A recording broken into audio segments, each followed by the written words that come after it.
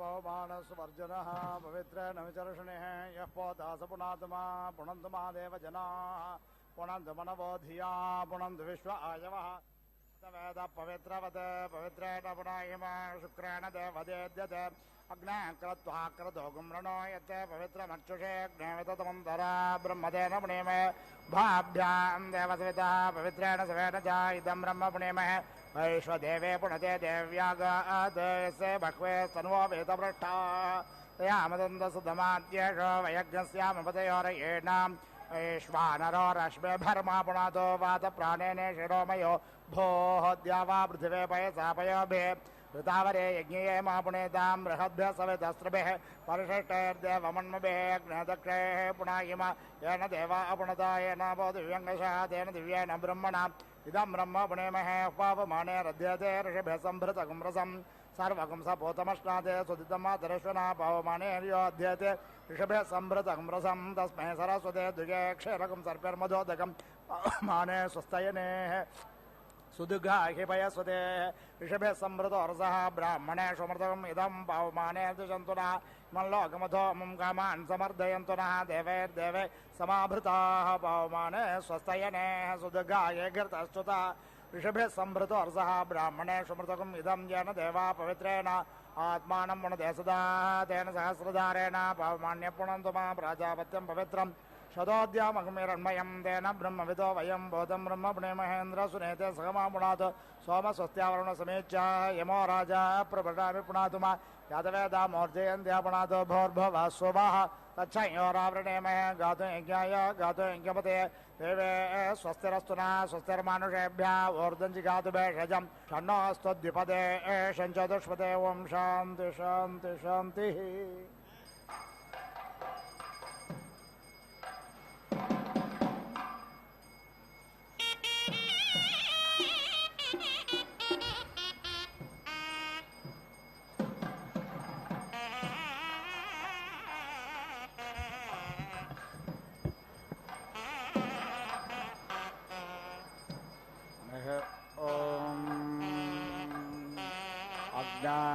तनोरासि विष्णवे त्वा सोमस्य तनोरासि विष्णवे त्वा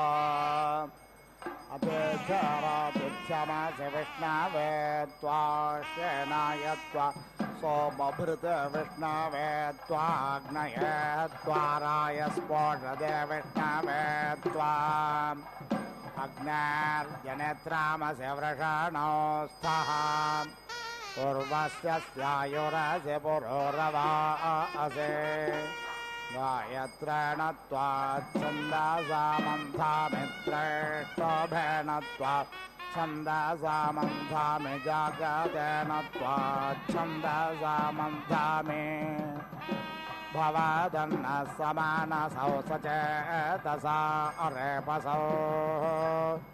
मा यज्ञज्ञायज्ञासिष्टं मा यज्ञपादिञ्जातवेदसौ शिवो भवतमध्यनाः अग्ना अग्न्यश्चारथे प्रविष्टऋषीणां पुत्रो अभिसस्ति भावाः तनस्यो न श्रियजाय जेहदेवे यज्ञ कथमप्रयुच्छन् स्वाहा आपादय त्वा गृह्णामि परे पतय त्वा गृह्णामि तनो नक्षराय षट्मन्स्य नादृश्यं देवानामोदानाभिसस्त्यभिसस्ति पानभिसस्त्यन्यम् सा सत्यमुपागेषज्ञसुभिते माथा अग्नेऽव्रतपास्तेऽव्रतपाः यातवातनोर्यज्ञसामय्याममातनोरेषा सा त्वये सह नो व्रतपते व्रतान्यनो मे दीक्षा दीक्षापाधर्मण्यतामनुतपस्तपस्पतिः अग्नेश्वरज्ञसुष्टे देव सोमाप्यायत इन्द्रायेकधनविदेः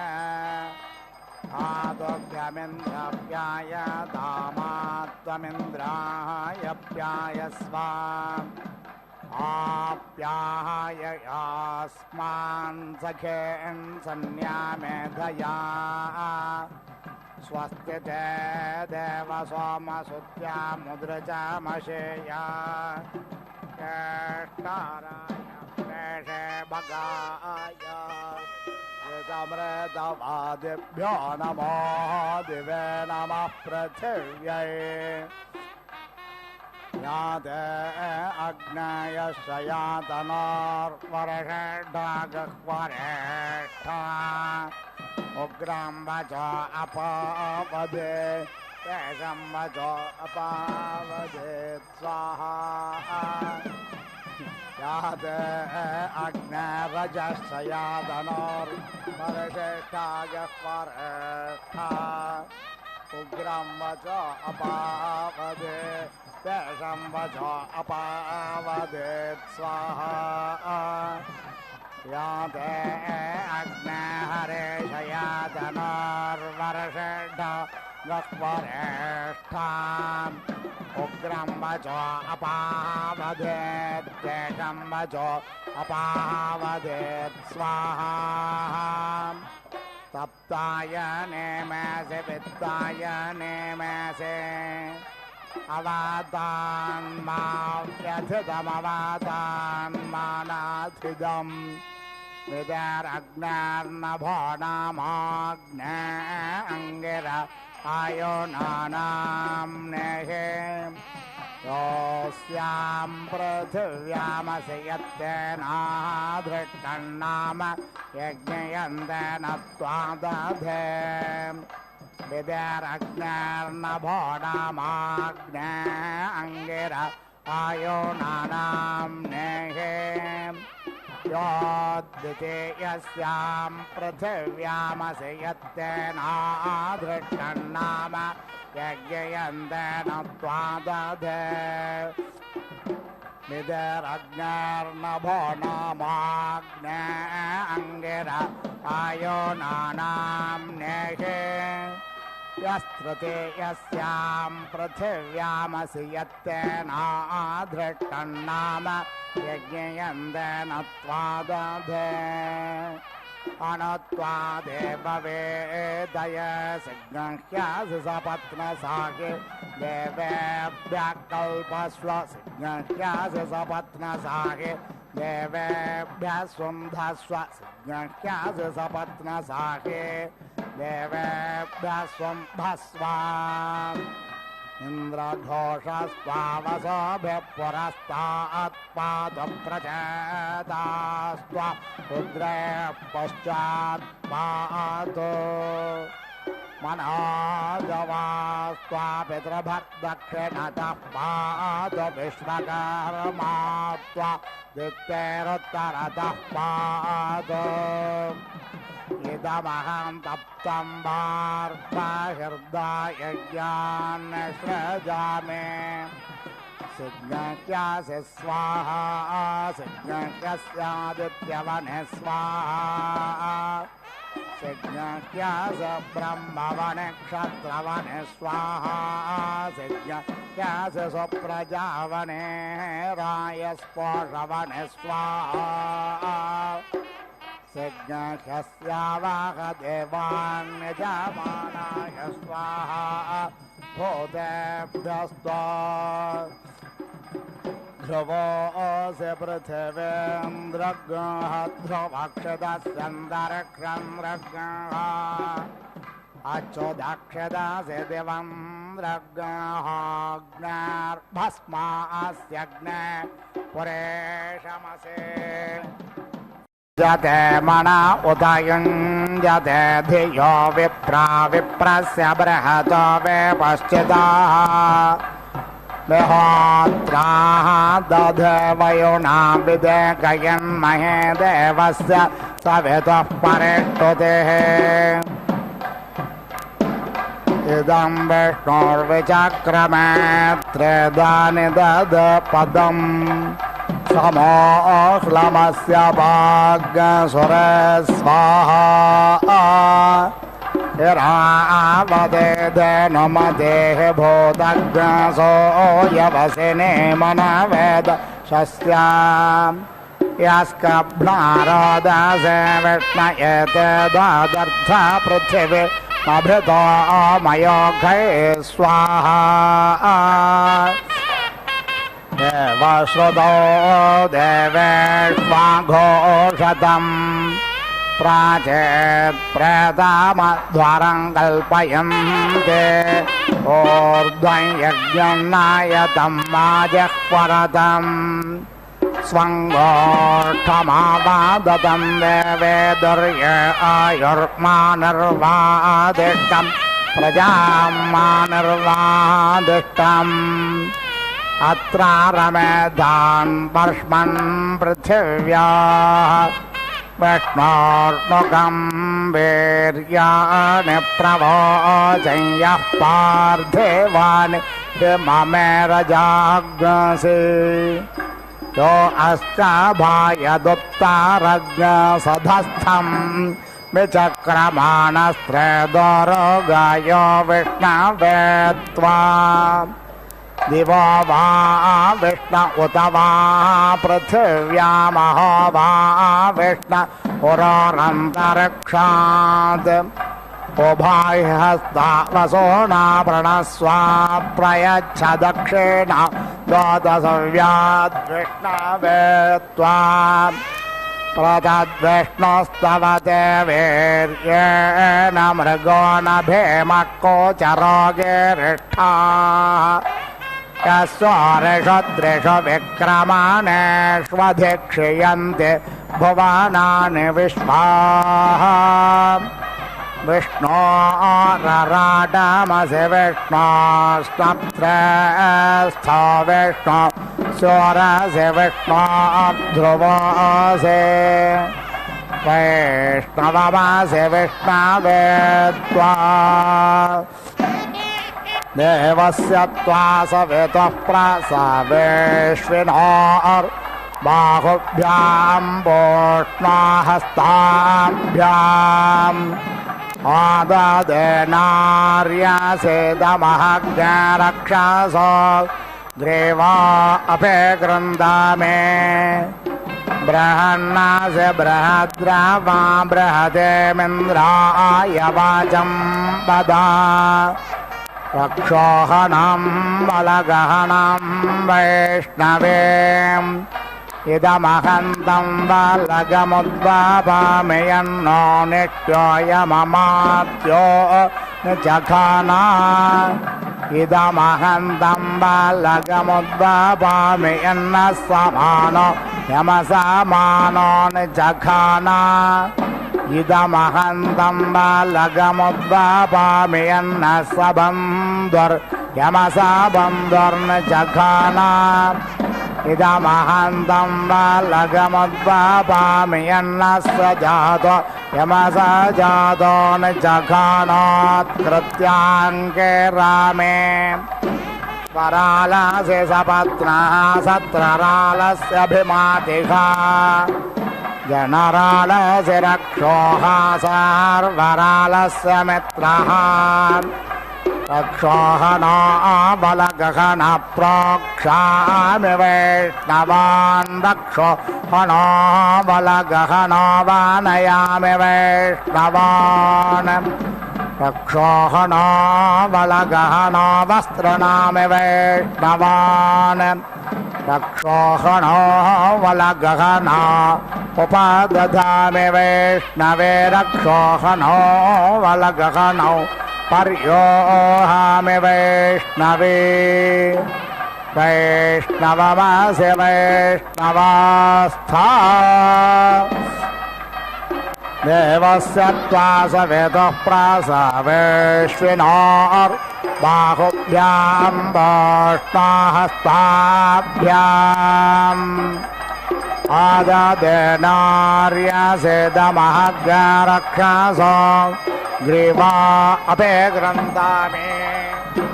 यवोऽसि यवयास्मद्वेषो यवयाराधे दिवे त्वान्तरिक्षाय त्वा पृथिव्यै त्वा शुद्धन्तान् लोकाप्यत्रिषदा नमसे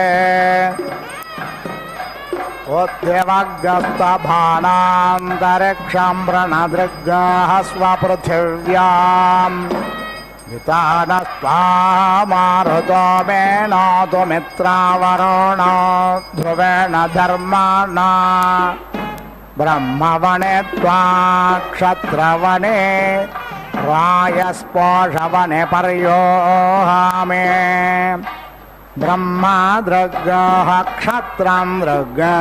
आयुर्दृग्गः प्रजां दृग्गः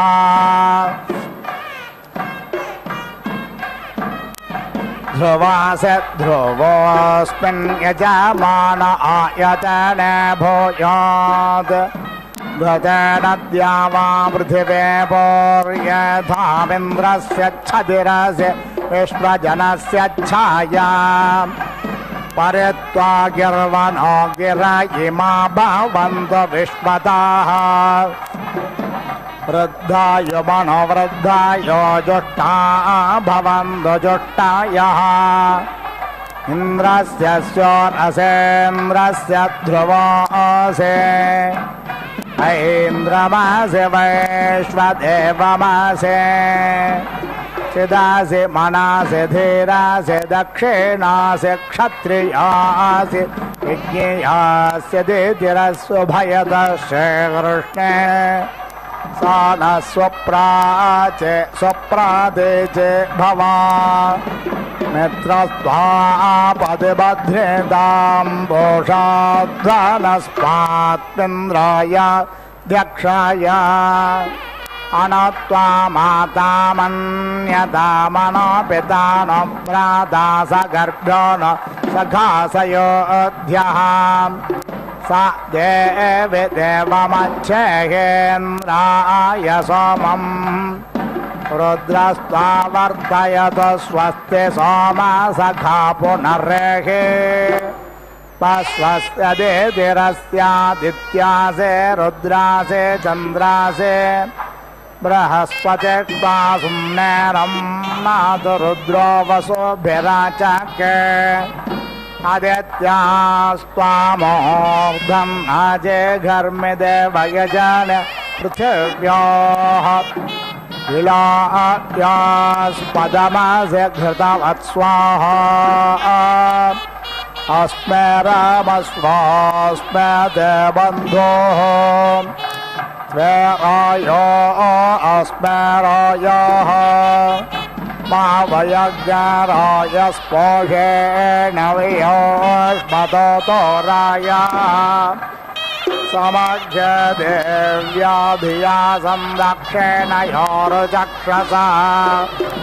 माम आयः प्रभाषेर्पा अहं तव वीरान् वेदय तव देवि संवृषे एषते गायत्रो भागयते मे सोमाय ब्रोता देशते श्रेष्ठो भो भागयते मे सोमाय ब्रोतात् एषते जागतो भागयते मे सोमाय ब्रोताच्छन्दो मानानाग्रसाम्राज्यं गच्छता दिते मे सोमाय ब्रोतात् अस्माको शुक्रस्थे ग्रह्याः विचितस्त्वा विचम्बन्तो अभृत्यं देवज्ञासा विदारवोऽष्टविक्रात मर्चामि सत्यसा वज्ररत्नधामभिप्रियं मतिं कविम् ऊर्ध्वायस्यामधर्मा अदिद्युदत्सवे मणि हिरण्यपानिरमिमेत शुक्रत कृपा स्वाहा प्रजाभ्यस्त्वा प्रजास्त्वानुप्राणन्तु प्रजास्त्वमनुप्राणेः चन्द्रं त्वा चन्द्रेण क्रीडामि शुक्रज्ञ शुक्रेणामृतममृतेन शग्मेते गोरश्मेते चन्द्राणि तपसस्तनोरास्य प्रजापतिर्वरुणाः परमेण पशुना क्रियसे सहस्रपोषं पोषेयम् मित्रो न येहे स्वमित्रध इन्द्रस्योर्मावे सदक्षिणम् उशन् दग्नस्योदस्योदम् स्वानभ्राजाङ्घारे पप्पारे हस्तसुहस्तकृशान एतेव स्वामक्रयणास्तान् रक्षध्वं माभोदभन् परिमाग्ने दुश्चारिताद्बाधस्त्वामासुचारिते भजा उदायुषास्त्वायुषोदस्थाममृतम् अनो प्रतिपन्थामपद्महे स्वस्ति गमनेहसम् येन विश्वाः परेत्विषो वृणक्ते विन्दते वसु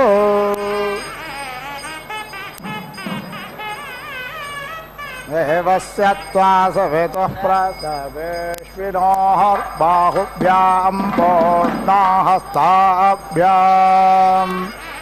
आददे नार्यसेदमहग्रक्षसो ग्रीवा अपे कृन्दामि यवोऽसि यवयास्मद्वेषो यवयारादेः दिवा त्वान्तरिक्षाय त्वा पृथिव्यै त्वा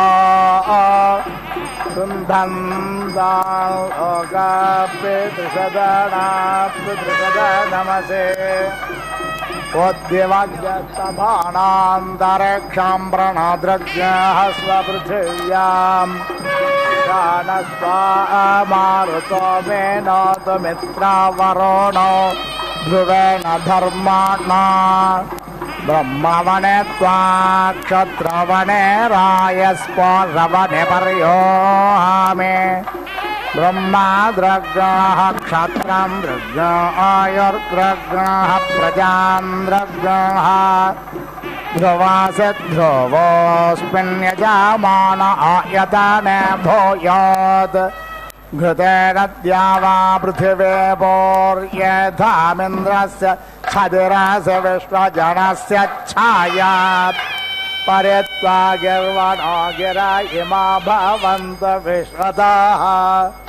वृद्धाय मनोवृद्धाय जुष्टा भवन्तु जुष्टायः इन्द्रस्य स्योरसेन्द्रस्य ध्रुवोऽसि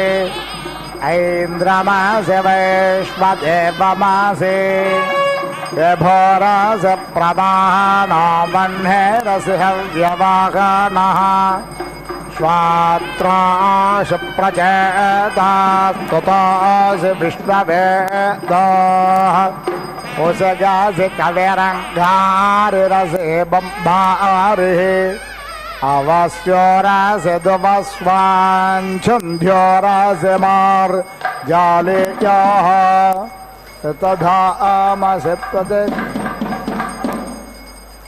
विभोरसि प्रवाहनो वह्नेरसि हव्यवाहनः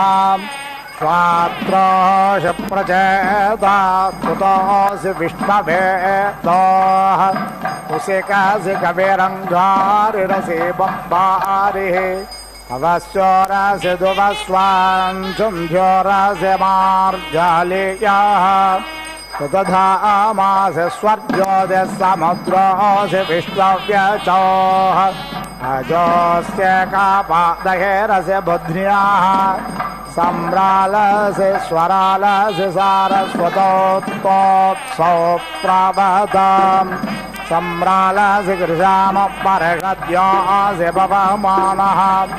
अभोऽसि पृथक्त्वा मृष्टोऽसि हव्यसूदनः सामोऽस्यास्य विष्णवेदा ऊणातिरिक्तस्य प्रतिष्ठा अग्नायः सगरास्तसगरेण नाम्ना स्तोत्रेणानेकेनां पातमाग्नयप्य प्रथमाग्नयो नमो वोऽस्तु ममाहिग्रसिष्ठः ज्योतिरसि विश्वरूपं विश्वेषां देवानाग्रसमित् त्वग्रसोमतनो क्रुद्धोद्वेगोऽभ्योऽन्यकृतेभ्यः कुरुयन्तासि वरो धग्गस्वाहा जोषाणो अप्तुराज्यस्य वेदस्वाहा अग्ननय स्वपथाराय अस्मान् विश्वानि देववयुनानि विद्वान्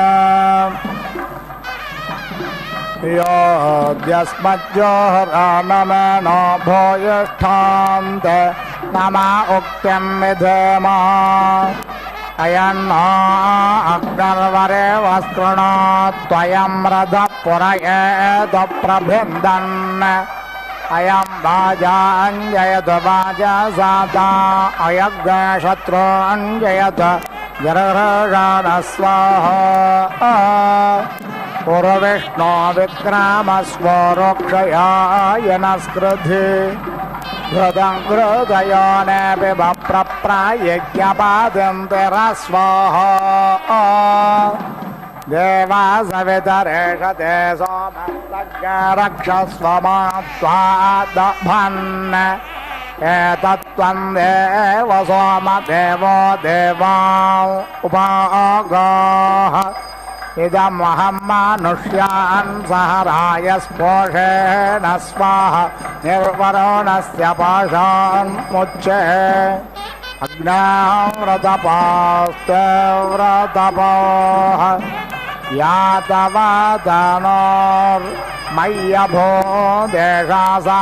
त्वयया मम तनोस्त्वय्यभो दियग्सामये यथा यथन्नां व्रतपतिं व्रतान्यनो मे दीक्षान् दीक्षापतिरमग्नस्तानुतपस्तपस्पतिः पुरविष्णो विक्रामस्वरोक्षयाय नस्कृधि घृतं घृतयोनेऽपि बप्रप्रायज्ञपादिन्दरस्वाहा अत्यन्यां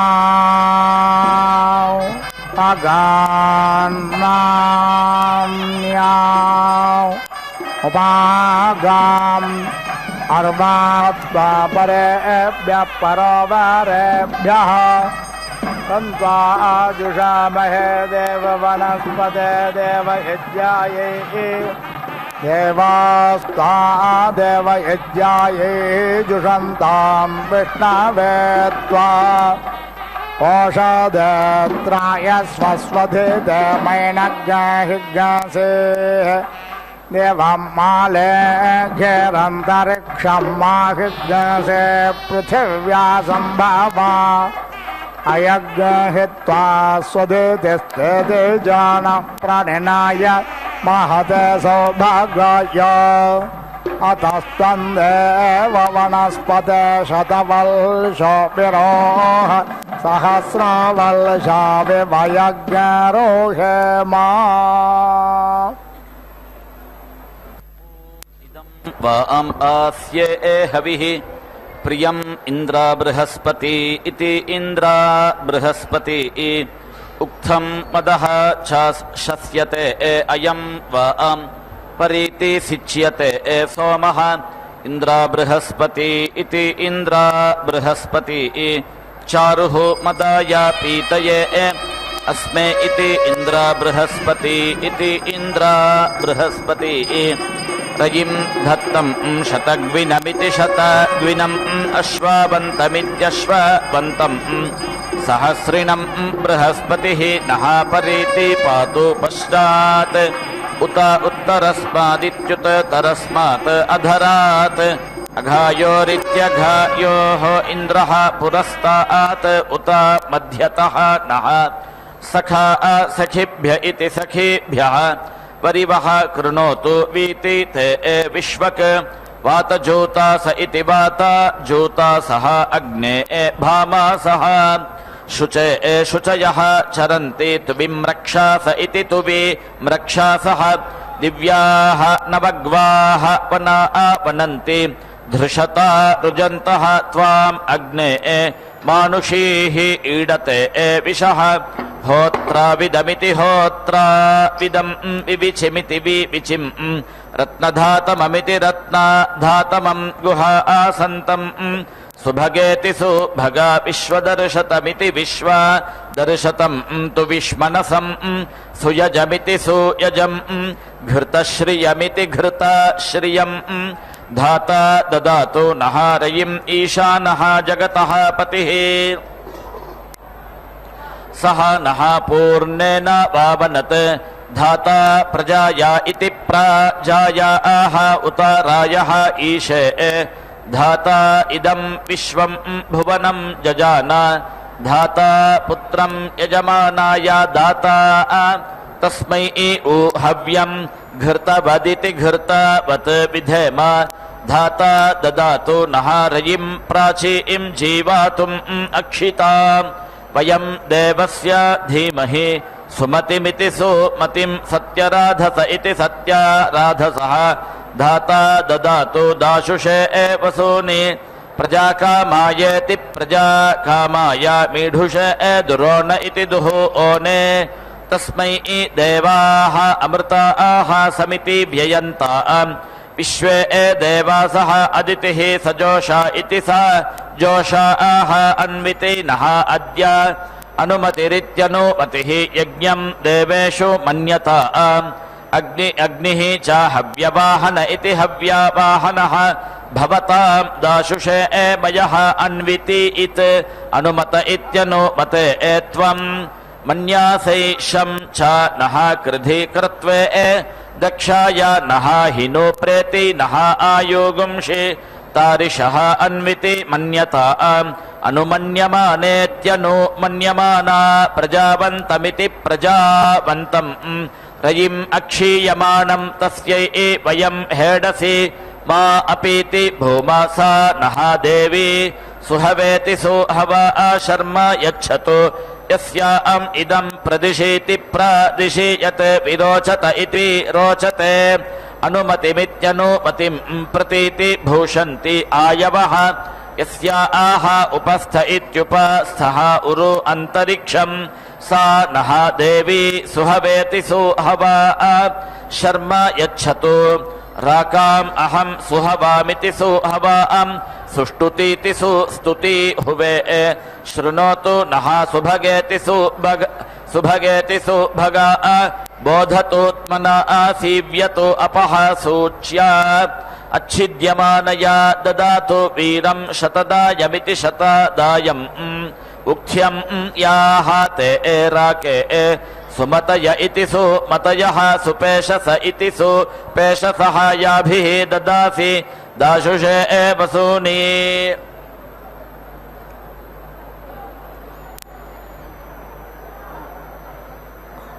ताभिः नः अद्य सुमना इति सुमना आह उपागहीत्युपा आगहि सहस्रपोषमिति सहस्रपोषं सुभग इति सुभगे रराणा सिनीवाली या सुपानिरिति सुपानिः कुहूम् अहं सुभगामिति सुभगा विद्मनापसमिति विद्मना अपसम् अस्मिन् यज्ञे सुहवामिति सुहवां जोहवीमि सा नः ददातु श्रवणं पितॄणां तस्य आहते देवी हविषा विधेमा कुहुः देवानाम् अमृतस्य पत्नी हव्या नः अस्य हविषः चिकेतु समिति दाशुषे किरतु भूरि वामं राजः पोषं चिकितुषे दधातु ओम वीति वै एतस्य यज्ञः रुध्यते यस्य हविः अतिरिच्यत इत्यतिरिच्यते सूर्यः देवः दिविषद्भ्य इति दिविषद्भ्यः इति आह बृहस्पतिना च एव अस्या प्रजापतिनेति प्रजापतिना यज्ञस्याव्यर्धमिति विरुद्धम् अपीति वपति रक्षागंसि वै एतत् पशुं सचन्ते यत् एकदेवत्य इत्येका देवत्यः आलब्ध इत्यालब्धः भूयान् भवति यस्य आहाते हरितः गर्भः इति आह देवत्रेति देवात्र एव एनां गमयति रक्षसाम् अपहत्या इत्यपहत्यै एति वर्तना वर्तया इति आह ब्रह्मणा एव एनम् एति वर्तयति वीति ते भिनद्मे तकरीम् इति आह यथा यजुरिति यथा यजुः एव एतत् उरुद्रप्स इत्युरुद्रप्सः विश्वरूप इति विश्वरूपः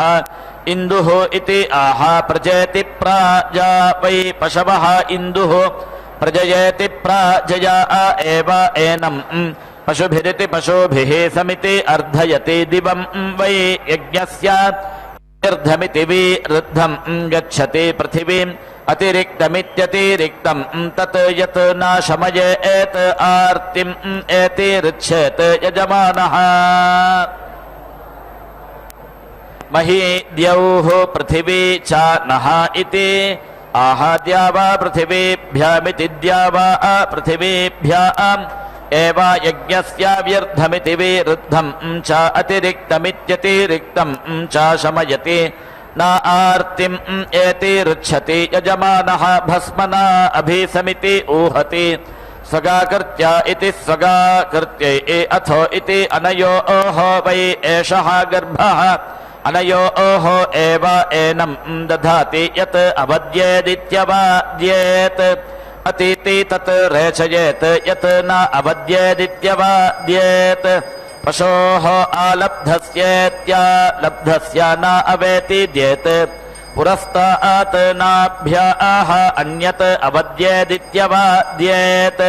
उपरिष्टात् अन्यत् पुरस्तात् वै नाभ्यै प्राण इति प्राणः उपरिष्टात् अपान इत्यपानः यावान् एव पशुः तस्य अवेतिद्यति विष्णवे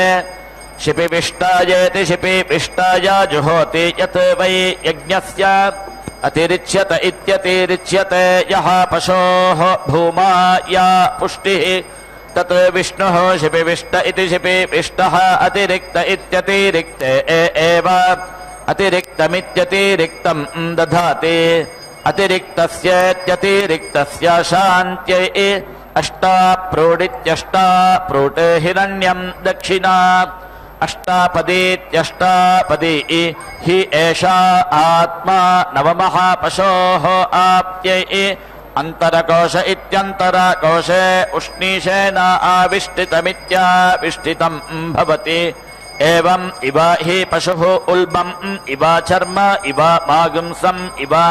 अस्थि इव यावान् एव पशुः तम् आप्त्वा अवेति रुन्धे यस्य एषा यज्ञे प्रायश्चित्तिः क्रियते इष्ट्वा वसीयान् भवति एति वायो इति भूषा शुचिप इति शुचिपाः उपेति नः सहस्रं ते नियुत इति नियुतः विश्ववारेति विश्ववारा उपो इति ते अन्धः मद्यम् अयामि यस्य देवा दधिषे पूर्वपेयमिति पूर्वपेयम् आकु उत्या इत्याकूत्यै त्वा आकामाया त्वा समृद्ध इति समृद्धे त्वा आकिकिटा ते मनः प्रजापतय इति प्रजापतये स्वाहा किक्किटा ते प्राणमिति प्राणम् वायवे स्वाहा किक्किटा ते चक्षुः सूर्याय स्वाहा किक्किटा ते श्रोत्रम् द्यावा पृथिवीभ्यामिति द्यावा पृथिवीभ्याम् स्वाहा किक्किटा ते वाचम् सरस्वत्यै स्वाहा त्वं तुरीया वशिनी वशा असि सकृत् यत् त्वा मनसा गर्भः एति अशयत् वशा त्वं वशिनी गच्छ देवान् सत्याः सन्तु यजमानस्य कामाः अजा असि रजिष्ठेति रजिस्था पृथिव्यां सीदा ऊर्ध्वा अन्तरिक्षम् उपेति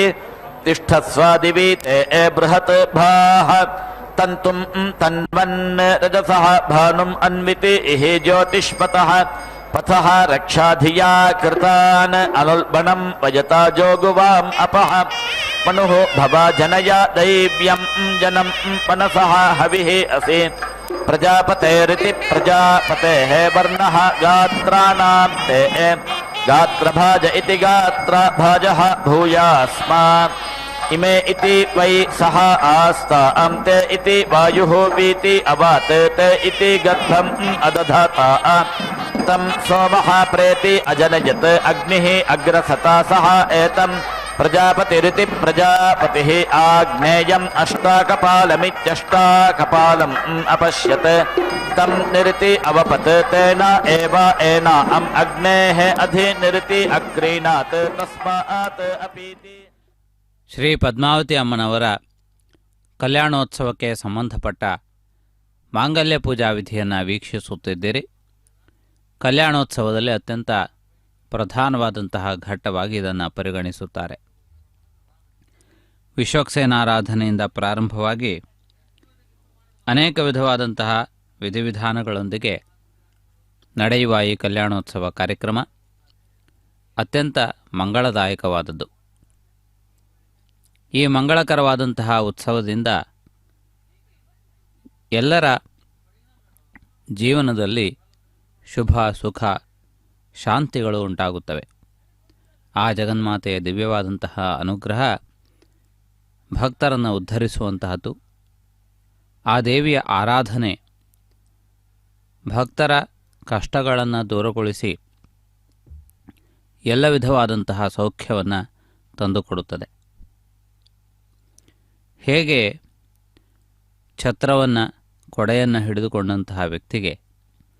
ಎಷ್ಟೇ ಮಳೆ ಬಂದರೂ ಯಾವ ರೀತಿಯ ಸಮಸ್ಯೆ ಉಂಟಾಗುವುದಿಲ್ಲವೋ, ಅದೇ ರೀತಿಯಾಗಿ ಭಗವದ್ ಅನುಗ್ರಹವನ್ನು ಹೊಂದಿರುವಂತಹ ವ್ಯಕ್ತಿಗೆ ಎಷ್ಟೇ ಕಷ್ಟಗಳು ಬಂದರೂ ಅವುಗಳು ಪೀಡಿಸುವುದಿಲ್ಲ. ಮಾನವರಿಗೆ ಕಷ್ಟಗಳು ಎನ್ನುವುದು ಅನಿವಾರ್ಯ.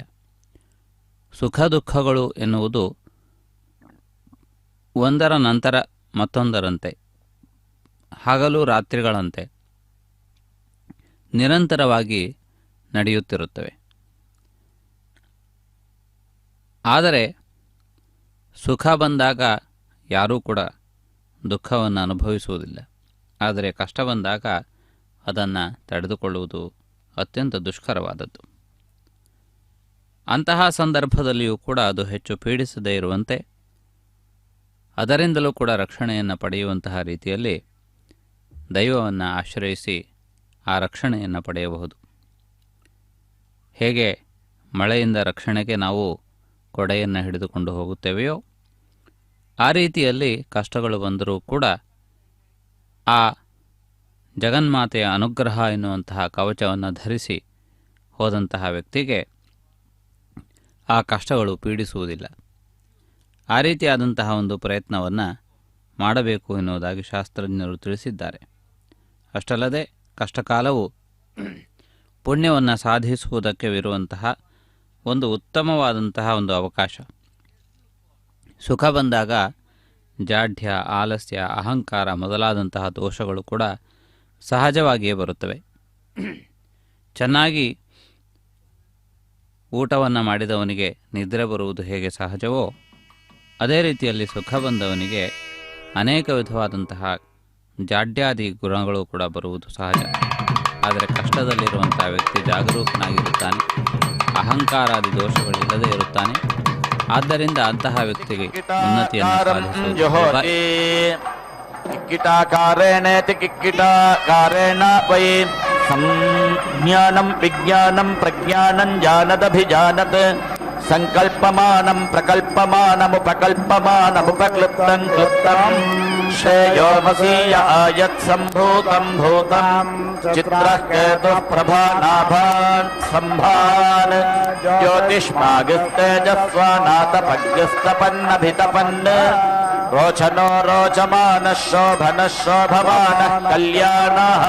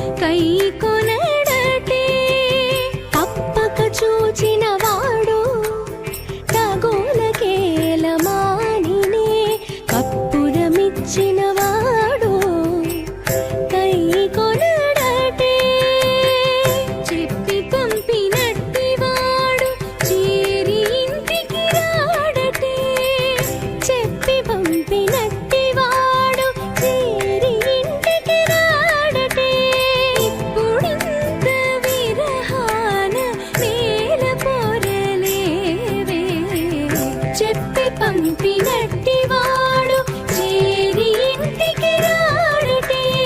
ఇప్పుడింత విరహాన ఏల పోరయేవే అలమేలు మంగవు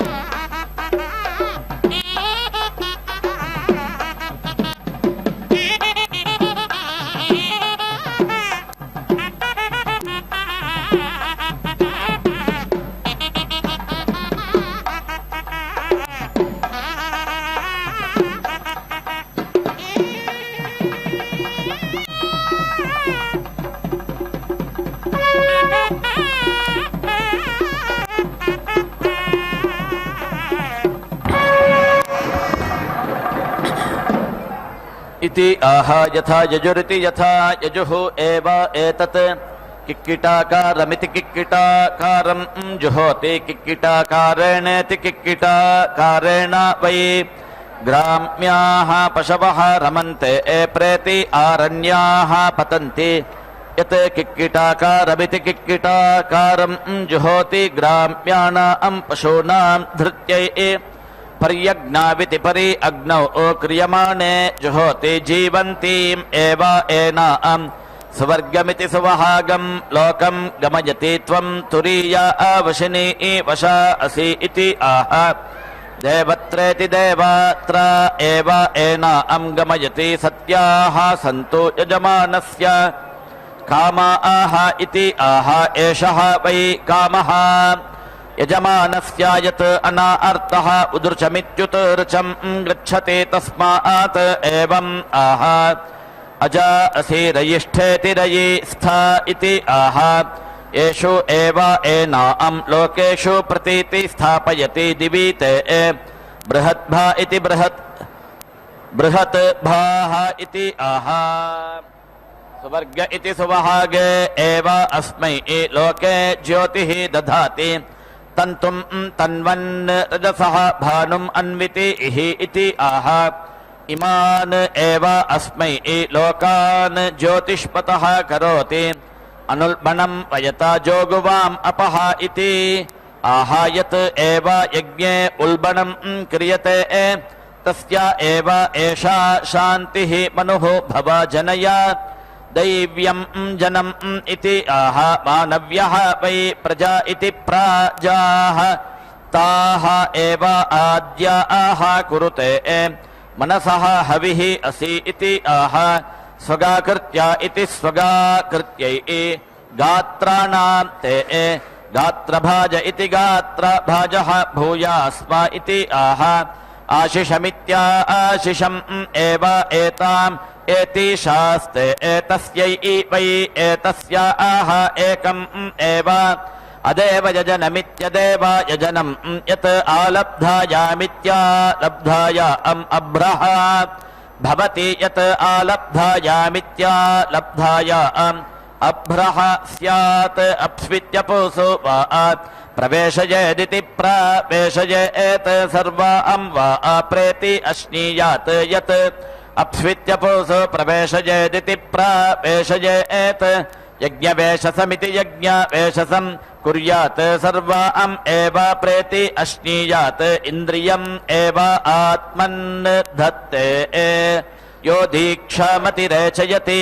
सप्ताहं प्रचरन्ति सप्तवैशीर्षण्याः प्राणाः प्राणादीक्षा प्राणैरेव प्राणान् दीक्षामवरुन्धे पूर्णाहुतिमुत्तमाञ्जुहोति सर्वं वै पूर्णाहुतिः सर्वमेवाप्नोति अथो इयं वै पूर्णाहुतिः अस्यामेव प्रतितिष्ठति ॐ नारायणाय विद्महे वासुदेवाय धीमहि तन्नो विष्णुः प्रचोदयात् स्वाहा ॐ महादेव्यै च विद्महे विष्णुपत्न्यै च धीमहि तन्नो लक्ष्मीः प्रचोदयात् स्वाहा